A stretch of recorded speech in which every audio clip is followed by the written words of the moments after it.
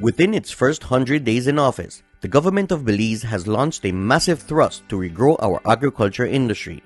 Trained agronomist and farmer, Minister Abelardo May and his team at the restructured Ministry of Agriculture, Food Security and Enterprise have spent much of that time on the ground. With economic havoc despair created by the COVID pandemic, mismanagement and neglect, where the nation's food security is concerned, there is absolutely no time to waste. Everything else can fall, but we have to feed ourselves. If we don't feed ourselves, we are going to starve. So agriculture for the past year from COVID has been the only activity that has been keeping us going. Whether it be sugar, whether it be bananas, citrus, and our small farmers or producers out there who are producing our food, from all our vegetables and so on. I mean, everything basically has been agriculture.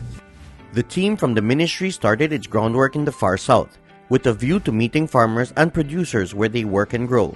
In Toledo, they found incredible potential, but also very clear neglect.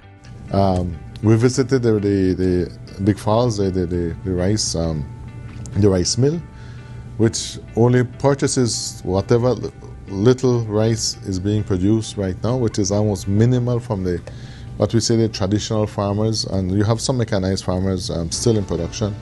All they do is purchase the paddy and actually sell it to Spanish lookout for it to be milled in Spanish lookout, because we no longer have the volumes in the Toledo district for the mill to actually function economically.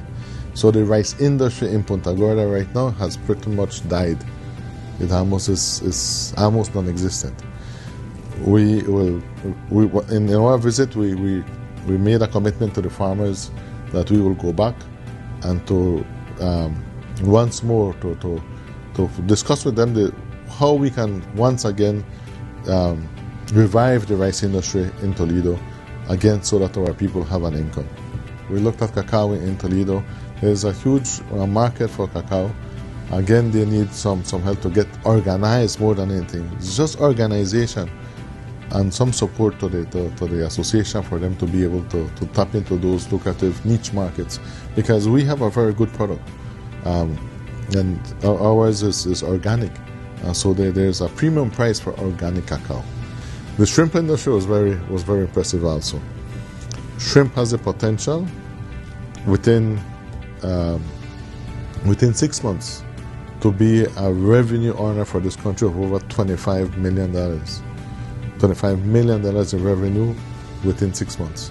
Again, due to lack of support, due to lack of vision, the shrimp industry is practically dead. In Dangriga, the ministry team found more of the same. Faced with chronic neglect, lack of assistance, and unprecedented economic challenges, our people continue to push forward.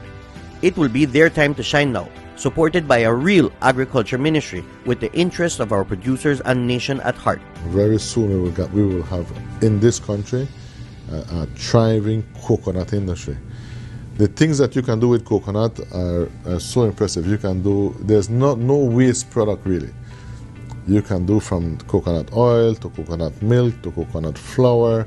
You can do feed, the coconut water. I mean, there's so much things that you can do with coconut. That will be one of I think in the future one of our biggest industries that we will have in this country. Vanilla. I mean, we saw 2 farms that are starting to grow vanilla. It's something, again, a very high value product, very intensive, very not only intensive in terms of the labor and everything that you have to do, but very also, it takes a while for that investment to start to pay off, but people are doing it. Citrus is a traditional Stand Creek-based industry which has fallen far in the past years. Baiza says that fall is due to incompetence and neglect, but also due to a failure by the prior administration to realize that it can no longer be business as usual. We can no longer just be exporting citrus concentrate. I mean, that is the past. It's like saying that you just want to export bulk raw sugar. That's the past. You need to value add. You need to make things more, you need to tap into those new markets out there. So us trying to just export just raw concentrate, orange juice for instance, or oil products. We need to look at blends. We need to look at sour sap. We need to look at passion fruit. We need to look at other things where you can be able to mix these juices. Exciting ideas are already on the planning table in the Ministry of Agriculture, Food Security and Enterprise. And seeing what is being done out there really gives me the confidence that our farmers are willing to take the risks, are willing to work hard. We have hard-working people in this country who are willing to put everything at stake to produce for us. And so we have to provide that support to them.